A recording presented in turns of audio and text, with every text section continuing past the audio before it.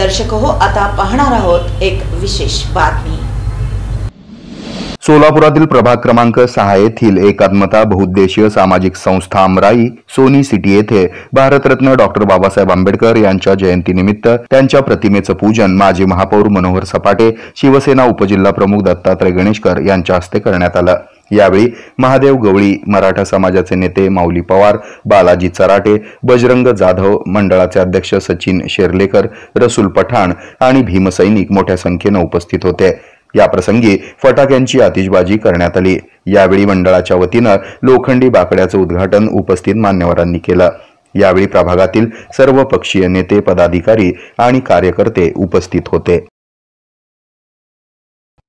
हे आहे Metrocast cable network आणि आपण पाहत आहात द न्यूज